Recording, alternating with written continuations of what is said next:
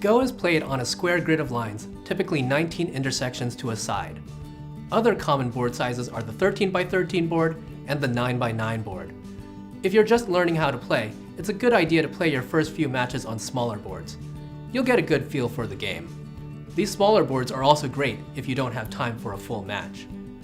Each player uses a set of stones, typically colored black and white.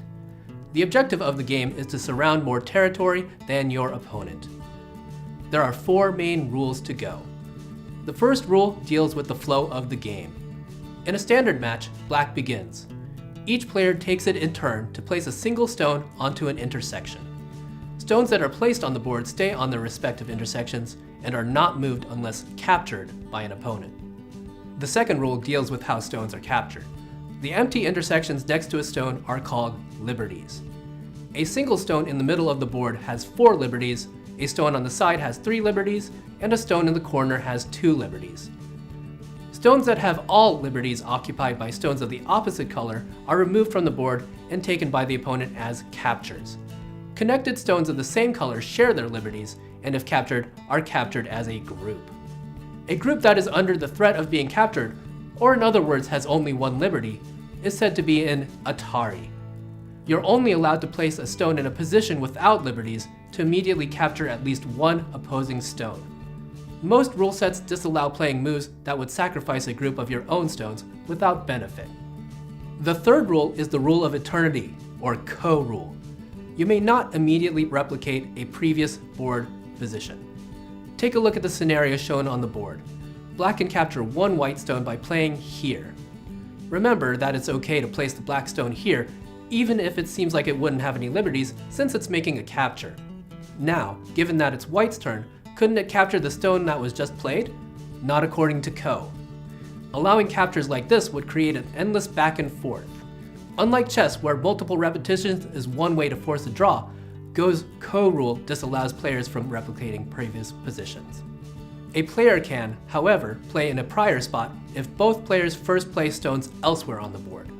While the local situation is unchanged, the 2 other new stones mean that the original position has not been replicated. Having to manage control of situations like this, a co-fight, is one of the most difficult parts of playing Go. The fourth rule deals with how the game ends and how it is scored. Instead of playing a stone, a player is allowed to pass, which is done when the player feels they've no more available, worthwhile moves. The game ends when each player passes in succession. Dead stones are immediately removed from the board as captures. Territory is counted for each player by the number of empty intersections surrounded by their stones. A point counts as territory when it can only reach stones of a single player's color. Each player's score is also reduced by a number of points equal to the number of stones that was captured by their opponent. Typically, this is done by placing captured prisoners into territories. It should also be noted that there are other scoring systems used depending on the rule set, but the method used will usually not change the outcome of the game unless the difference is by a single point. The player with the higher resulting score wins the game. In a game against evenly matched opponents, the player with the white stone usually gets compensation for having gone second, called komi. The compensation is usually 6.5 or 7.5 points, with the half point serving to break ties.